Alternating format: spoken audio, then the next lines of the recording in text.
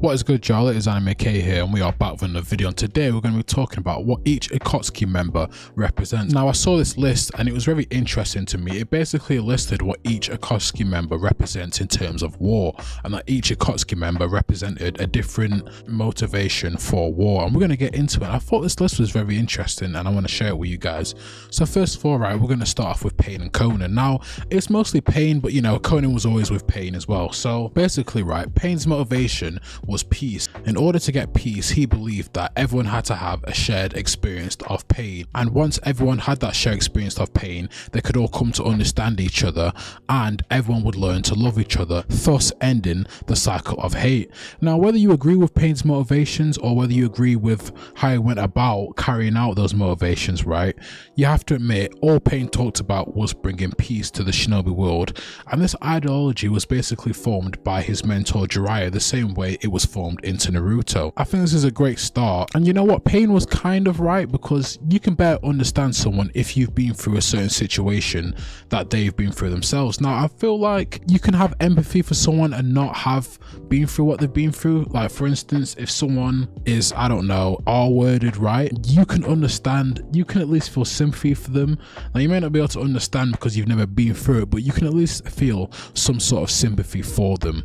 But Pain was on the right track. I just think the way he went about it wasn't exactly the best, right? Now, the next person I want to talk about here is Hidan. Now, Hidan represents religion. Now, I don't think Hidan best represents religion. This is what the list said. Now, I know he was a religious person and obviously he had Lord Joshin, right? But I think in terms of religious people, I don't think you're going to have religious people going around killing people. Now, you may do, I don't know, but I don't think he best represents religion. But I think what he represents is a certain type of religious people where they'll do something and then justify religion for doing it. Or in other words, you could say Hidan kind of forces his religion down people's throats, where a lot of religious people, don't come for me in the comments, but a lot of you guys, you do like to force your religion down people's throats. Like, I remember one time, and I'm going to go in a tangent here, but I remember one time walking in town, right, where I'm from, and I just had this person come up to me and go, "Oh, do you believe in God? Do you want to give your life to Jesus Christ?" And I was like, "No, sorry, I don't really go to church." And this person was almost angry with me that I didn't want to give my life to Jesus and didn't really believe in what they believed in. And I was like, yo, relax, okay, relax. And I think what I would say with religious people is, if someone does not believe in what you believe in, I just think, yo, leave them alone. You don't have to force it down their throats.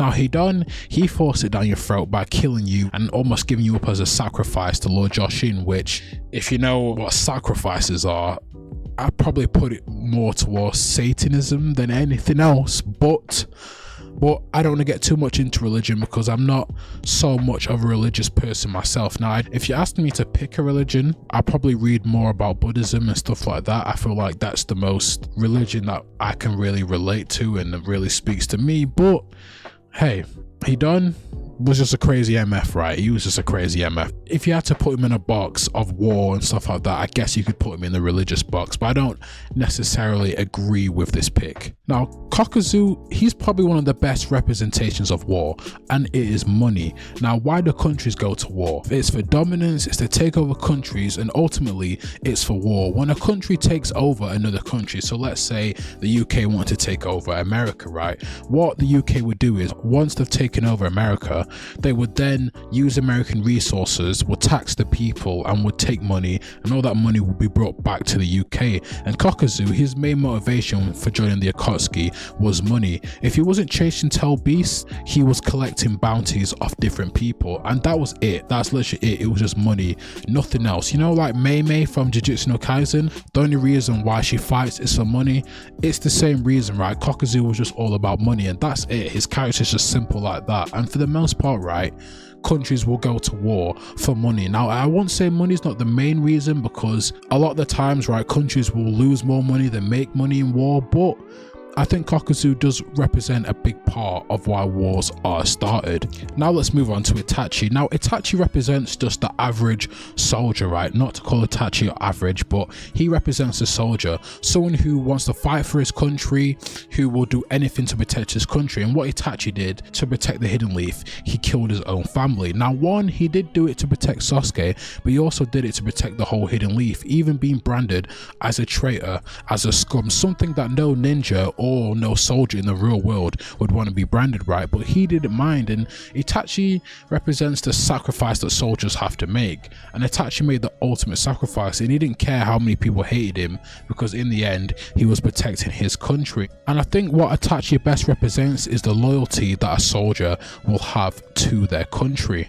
And it's the very reason that makes Itachi's character so interesting, and why he's so loved is because he made the ultimate sacrifice and didn't want anything in return. And people like that in the world, I think, are just amazing, to be honest. Now obviously Itachi had to kill his whole family, and yes, I will agree, he probably could have gone about it in a different way, which he admits to himself that he tried doing everything on his own, which he regrets doing. But Itachi represents the average soldier that just wants to protect their country. Now let's move on to Sasori and Deidara, who both represent terrorist attacks and creating diplomatic changes within their countries. Now this one, I was a bit, I don't know, but in terms of like what Deidara and Sasori both do, I guess you could say this is what they do. I mean, when you look at Deidara, right, his bombs, when he drops a bomb on, I guess, a certain country or nation, it can change that nation forever. I mean, if you look at the real world, right, if you look at World War II, there's been times where, you know, if you drop a bomb on a country or you drop a bomb on a certain important place,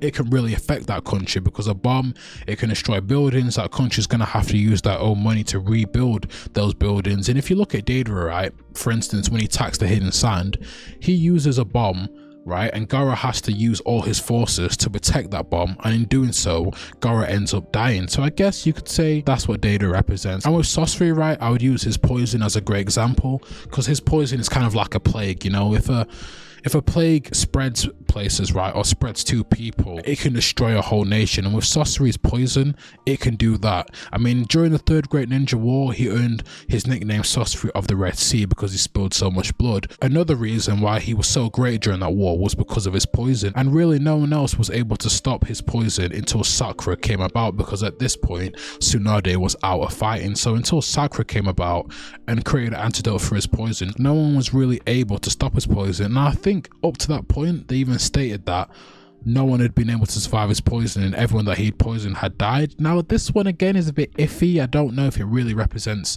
a part of war. I know bombs and poison and stuff like that were a part of war, but it's a bit iffy, right? But I thought I'd still mention it to you guys because I think they still represent a certain part of war in a sense, right? This last pick definitely best represents war and might represent war better than any other character, and it is Obito. Now Obito represents basically just forcing your ideologies on whatever country or whatever place you're attacking.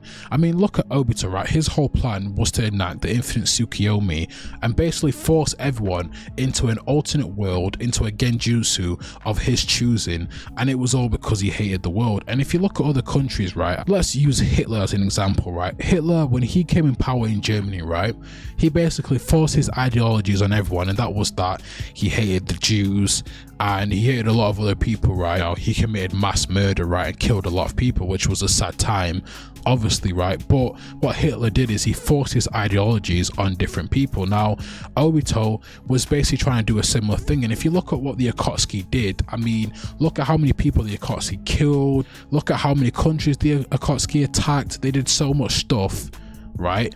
And he did all this just because he believed the world we lived in was bad. Now, was he inherently wrong? No, because the ninja world was pretty messed up. But what he was doing is he was coming to his own version of peace. Now, it wasn't really peace because people weren't really agreeing to what he was doing. He was forcing it onto people by putting them in a genjutsu. And I think Obito, out of any other Akatsuki member, does best represent war. But look, guys, you guys let me know. I think this list was very interesting. I think I agree with most of the picks on here, right? I think the Deidara and Sasori one, I'm not sure if I agree with that, but I think it was a great list. Now, but you guys let me know what you think in the comments. Let me know if you disagree with some of the points I've made and if you think I could have made some better points.